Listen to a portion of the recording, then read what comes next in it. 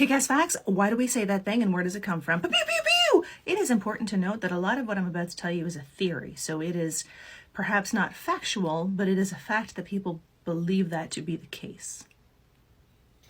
Cat got your tongue? There are two stories about how the saying came into existence. The first one says that it could have come from a whip called the cat o' nine tails that was used by the English Navy for flogging and often left the victim speechless. I've also heard it has other applications and probably not speechless. There's a safe word for sure.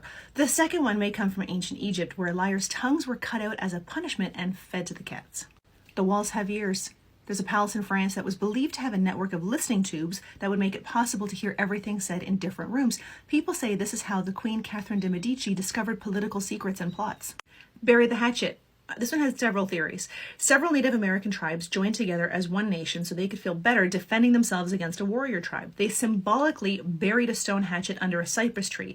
No group would bury all of their weapons because there are always other threats, the need to hunt, and the possibility of one side not holding up their end. Cold feet. Although it is about being nervous about stuff, this one doesn't really make a lot of sense to me. It originates from a military term because warriors who had frozen feet were not able to rush into battle. Bigwig. Back in the 18th century, the most important political figures wore the biggest wigs, hence today influential people are called bigwigs.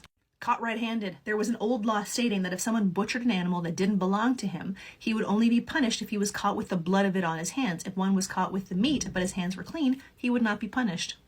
Raining cats and dogs also has a few theories. One theory, the most prevalent theory, is that in the 16th century, houses had thatched roofs, which were one of the few places where animals were able to get warm. Sometimes when it started to rain heavily, roofs would get slippery and cats and dogs would fall off the roof, making it look like it was raining cats and dogs.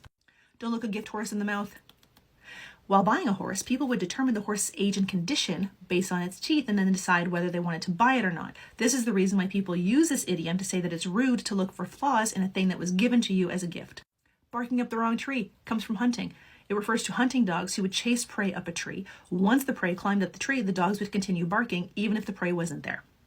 Turn a blind eye. It is believed the phrase originates with the naval hero Horatio Nelson, who had a blind eye, used his blind eye to look through the telescope. This way he was able to avoid signals from his superiors because he said he didn't see it. They wanted him to withdraw from battle. He attacked and was victorious. Bite the bullet is another contentious one. During battles, when there was no time to administer anesthesia while performing surgeries, patients were made to bite down on bullets to distract themselves from the pain. A lot of people don't believe this one to be true, and I couldn't find a better theory. One for the road. Its origins are said to be linked to provisions for a journey. If travelers wanted to eat or drink on their journey, they had to take food and drink with them. Whatever provision one made for one's journey was said to be for the road. Break a leg.